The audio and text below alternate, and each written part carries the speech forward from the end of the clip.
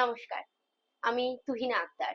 আজকে চলে এসেছি আমাদের ফৌজিয়াদির বাড়িতে। চলুন আজকে আপনার যোগাসন সম্পর্কে লাইফস্টাইল নিয়ে একটু গল্পগুজব করব। আপনি আপনার নাম বা আপনার পরিচয় একটু দিতে পারেন। আচ্ছা, নমস্কার। আমি ফাউজিয়া সুলতানা। আমি একজন স্কুল শিক্ষিকা, ট্যালিং আমার স্কুল।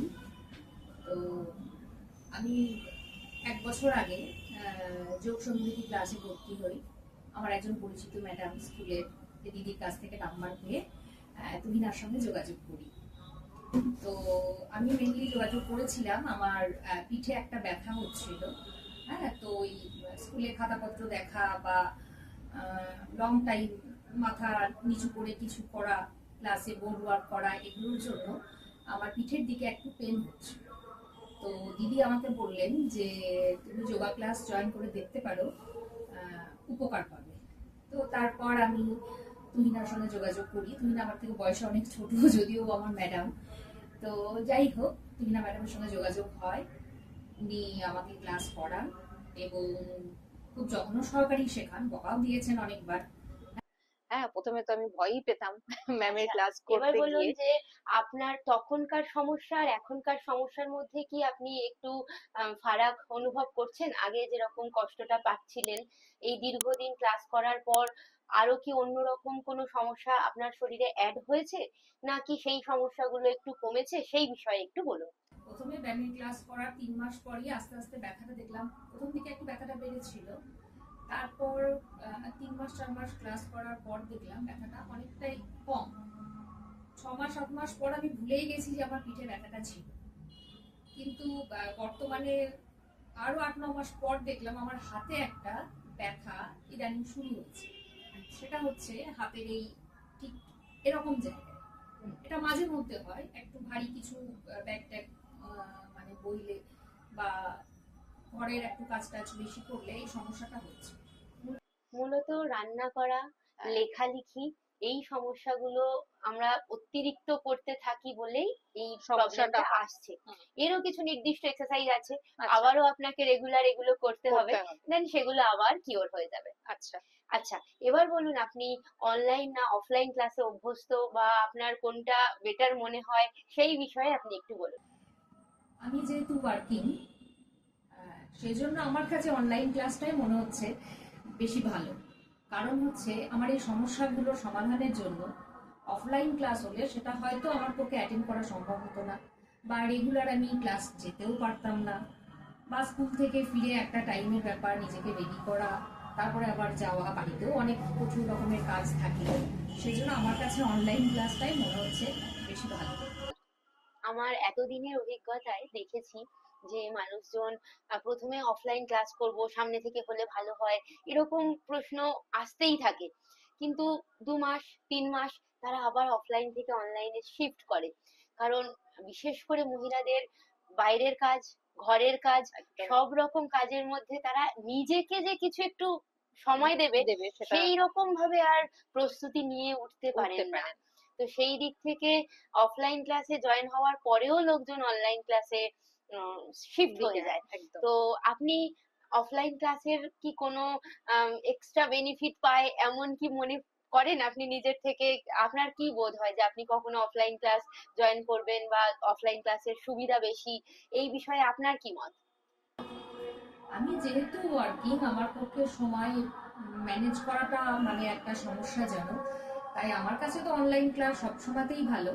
কিন্তু অফলাইনে হলে আমরা কি করি, শিক্ষক শিক্ষিকারা যারা আছি শেখায়, তারা কি করি বাচ্চাদেরকে, মানে একদম আমরা যদিও বাচ্চা নই, বড়, তাহলেও মানে শিক্ষার্থীদেরকে কাছ থেকে হাতে ধরে শেখানোর যে সুবিধাটা, সেটা কিন্তু অফলাইনে মনে হয় বেশি ভালো হয়।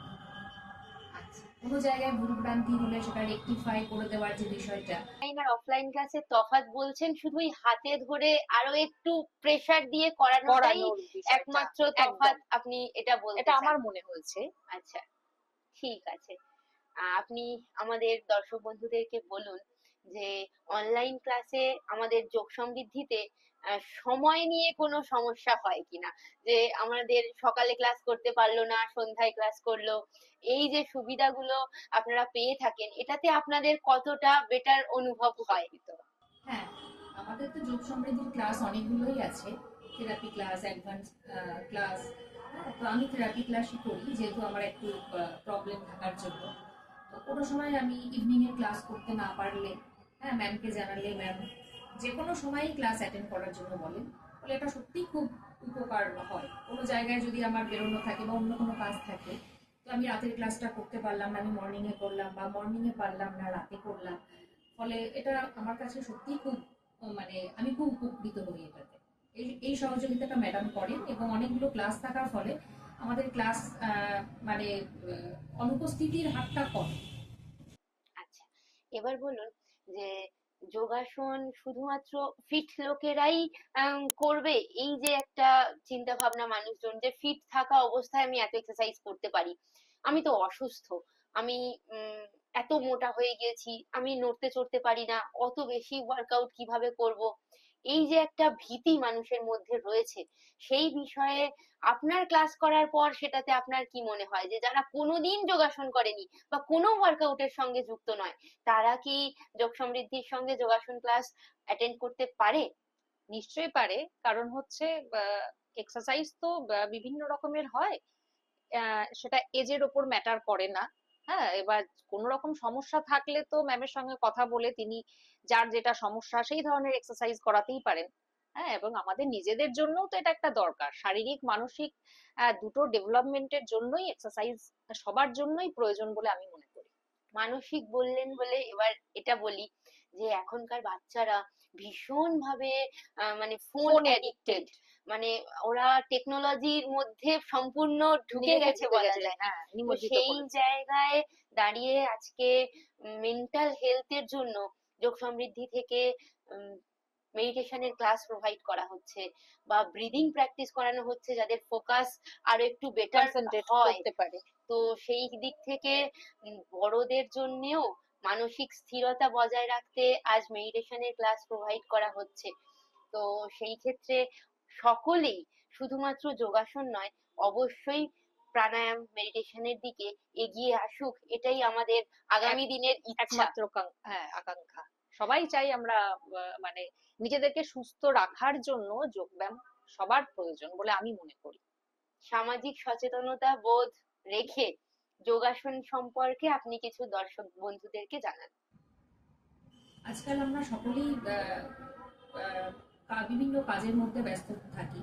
ফলে আমাদের নিজেদের যত্ন নেবার জন্য, মনের যত্ন বা নিজেদের শারীরিক যত্ন, এটা আমরা কিন্তু নিয়ে উঠতে পারি না। কিন্তু এটা সত্যিই খুব প্রয়োজন।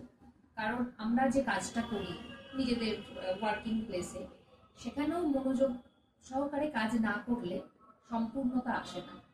সেই দিক থেকে দেখলেও মানে প্রত্যেকেরই দরকার যোগাসনে অংশগ্রহণ করার, যাতে তার মানসিক স্থিরতা থাকে, ঠিক আছে, এবং কর্মক্ষেত্রে সে নিজেকে পুরোপুরি দিতে পারে।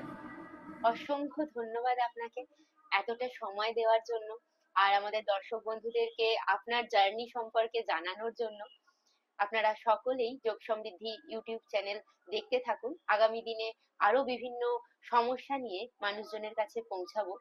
যারা বিভিন্ন অসুস্থতায় ভুগছেন তাদেরকে সমাধান দেওয়ার প্রচেষ্টাই আমাদের পথ চলা। নমস্কার।